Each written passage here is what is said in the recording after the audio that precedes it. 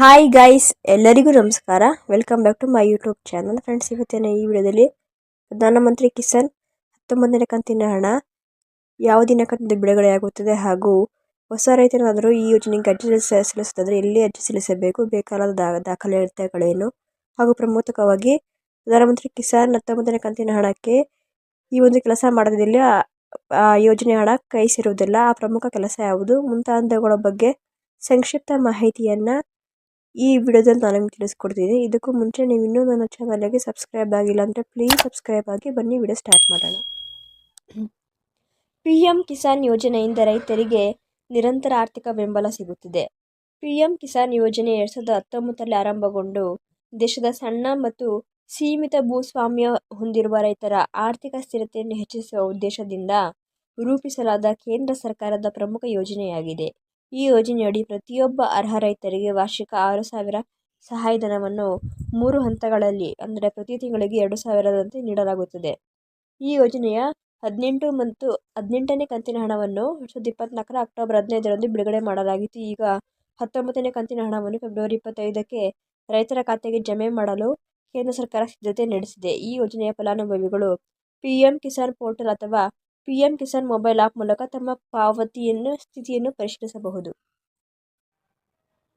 PM Kisan 19ನೇ ಕಂತಿನ ಪಾವತಿ ಪಡೆಯಲು eKYC ಅಗತ್ಯವಾಗಿದೆ. PM ಕಿಸಾನ್ ಯೋಜನೆಯ ಸೌಲಭ್ಯ ಪಡೆಯಲು ರೈತರು ತಮ್ಮ eKYCಯನ್ನು ನವೀಕರಿಸಬೇಕು. ಈ ಪ್ರಕ್ರಿಯೆ ಪೂರ್ಣಗೊಳ್ಳದಿದ್ದರೆ ರೈತರ ಖಾತೆಗೆ ಹಣ ಜಮೆಯಾಗದ ಸಾಧ್ಯತೆ ಇದೆ. eKYC ಮಾಡಿಸುವ ವಿಧಾನ ಈ ಕೆಳಗಿನಂತಿರುತ್ತದೆ. ಮೊದಲನೇದಾಗಿ OTP ಆಧಾರಿತ.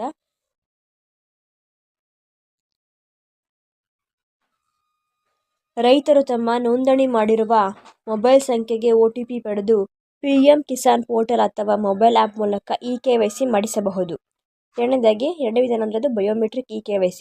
ರೈತರು ಸಾಮಾನ್ಯ ಸೇವಾ ಕೇಂದ್ರ ಮೂಲಕ ತಮ್ಮ ಆಧಾರ್ ಕಾರ್ಡ್ ಬಳಸಿಕೊಂಡು ಬಯೋಮೆಟ್ರಿಕ್ ದೃಢೀಕರಣದ ಮೂಲಕ eKYC ಮಾಡಿಸಬಹುದು. ಈ ಪ್ರಕ್ರಿಯೆ ಸರಿಯಾಗಿ ಮುಗಿದರೆ ಮಾತ್ರ ರೈತರ ಖಾತೆಗೆ ಹಣ ನೇರವಾಗಿ ಜಮೆಯಾಗಲಿದೆ. ಯಾರು ಈ ಯೋಜನೆ ಸೌಲಭ್ಯ ಪಡೆಯಬಹುದು? PM ಕಿಸಾನ್ ಯೋಜನೆಯಡಿ ಭಾರತದ ಸಣ್ಣ ಮತ್ತು ಸೀಮಿತ ಭೂಸ್ವಾಮ್ಯ ಹೊಂದಿರುವ ರೈತರು ಅರ್ಹರಾಗಿದ್ದಾರೆ. ಆದರೆ ಕೆಳಗಿನ ವ್ಯಕ್ತಿಗಳು ಈ ಯೋಜನೆ ಸೌಲಭ್ಯ ಪಡೆಯಲು ಅನರ್ಹರಾಗಿರುತ್ತಾರೆ. ಅವರು ಯಾರಂದರೆ, ಮೊದಲಿಂದ ಸರ್ಕಾರಿ ನೌಕರರು ಮತ್ತು ಅವರ ಕುಟುಂಬ ಸದಸ್ಯರು, ಅಧಿಕಾರ ಸ್ಥಾನದಲ್ಲಿರುವ ಮಾಜಿ ಅಥವಾ ಪ್ರಸ್ತುತ ಜನಪ್ರತಿನಿಧಿಗಳು, IT ತೆರಿಗೆ ಪಾವತಿಸುವ ರೈತರು, ವೃತ್ತಿಪರ ಅಂದರೆ ಡಾಕ್ಟರ್, ಇಂಜಿನಿಯರ್, ವಕೀಲರು, ಚಾರ್ಟರ್ಡ್ ಅಕೌಂಟೆಂಟ್. ಈ ವ್ಯಕ್ತಿಗಳು ಈ ಯೋಜನೆ ಲಾಭ ಪಡೆಯಲು ಅನರ್ಹರಾಗಿರುತ್ತಾರೆ. PM ಕಿಸಾನ್ ಯೋಜನೆಯ 19ನೇ ಕಂತಿನ ಹಣದ ಜಮಾ ಸ್ಥಿತಿಯನ್ನು ಪರಿಶೀಲಿಸುವುದು ಹೇಗೆ? ರೈತರು ತಮ್ಮ ಖಾತೆಗೆ ಪಾವತಿ ಬಂದಿರುವುದನ್ನು PM ಕಿಸಾನ್ ಅಧಿಕೃತ ವೆಬ್ಸೈಟ್, ಈ ವೆಬ್ಸೈಟ್ನ ಲಿಂಕನ್ನು ನಾನು ಡಿಸ್ಕ್ರಿಪ್ಷನ್ ಬಾಕ್ಸಲ್ಲಿ ಹಾಕಿರ್ತೀನಿ, ಒಂದು ಚೆಕ್ ಮಾಡ್ಕೊಳ್ಳಿ. ಅಥವಾ PM ಕಿಸಾನ್ ಆ್ಯಪ್ ಮೂಲಕ ಪರಿಶೀಲಿಸಬಹುದು. ಮೊದಲು PM ಕಿಸಾನ್ ಪೋರ್ಟಲ್ ಪ್ರವೇಶಿಸಿ, ನಂತರ ಬೆನಿಫಿಷರಿ ಸ್ಟೇಟಸ್ ಆಯ್ಕೆ ಮಾಡಿ, ಆಧಾರ್ ಸಂಖ್ಯೆ ಅಥವಾ ಬ್ಯಾಂಕ್ ಖಾತೆಯ ಸಂಖ್ಯೆಯನ್ನು ನಮೂದಿಸಿ, ಗೆಟ್ ಡೇಟಾ ಆಯ್ಕೆ ಮಾಡೋದರ ಮೂಲಕ ನೀವು ಪಾವತಿ ವಿವರಗಳನ್ನು ನೋಡಬಹುದು. Thank you guys. ಇನ್ನು ನೋಂದಣಿ ಇಲ್ಲದವರು ಹೇಗೆ ಅರ್ಜಿ ಸಲ್ಲಿಸಬಹುದು ಅಂತ ನೋಡೋದಾದರೆ, ಹೊಸ ರೈತರು ಈ ಯೋಜನೆಗೆ ನೋಂದಾಯಿಸಿಕೊಳ್ಳಲು PM ಕಿಸಾನ್ ಪೋರ್ಟಲ್ ಅಥವಾ ಗ್ರಾಮ ಪಂಚಾಯತ್ ಬ್ಲಾಕ್ ಮಟ್ಟದ ಕೃಷಿ ಅಧಿಕಾರಿಗಳ ಮೂಲಕ ಅರ್ಜಿ ಸಲ್ಲಿಸಬಹುದು.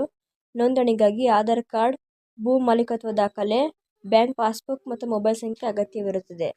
ಪ್ರಧಾನಮಂತ್ರಿ ಕಿಸಾನ್ ಸಮ್ಮಾನ್ ನಿಧಿ ಯೋಜನೆಯಡಿ 19ನೇ ಕಂತಿನ ಹಣವನ್ನು ಫೆಬ್ರವರಿ 25ರಿಂದ ರೈತರ ಖಾತೆಗೆ ನೇರವಾಗಿ ಜಮೆ ಮಾಡಲಾಗುತ್ತಿದೆ. ರೈತರು ಈ ಸೌಲಭ್ಯ ಪಡೆಯಲು eKYC ಪ್ರಕ್ರಿಯೆ ಮುಗಿಸಬೇಕಾಗುತ್ತದೆ. ಪಾವತಿ ಸ್ಥಿತಿಯನ್ನು PM ಕಿಸಾನ್ ಪೋರ್ಟಲ್ ಅಥವಾ ಆ್ಯಪ್ ಮೂಲಕ ಪರಿಶೀಲಿಸಬಹುದು. ರೈತರು ಯೋಜನೆ ಲಾಭ ಪಡೆಯಲು ಅಗತ್ಯ ದಾಖಲೆಗಳು ಸಿದ್ಧಪಡಿಸಿಕೊಳ್ಳಬೇಕು. ಆರ್ಥಿಕ ಬೆಂಬಲದ ಮೂಲಕ ಭಾರತದ ಕೃಷಿ ಕ್ಷೇತ್ರವನ್ನು ಬಲಪಡಿಸುವ PM ಕಿಸಾನ್ ಯೋಜನೆ ಸಾವಿರಾರು ರೈತರ ಜೀವಮಾನವನ್ನು ಸುಧಾರಿಸಲು ಸಹಾಯಕವಾಗುತ್ತದೆ.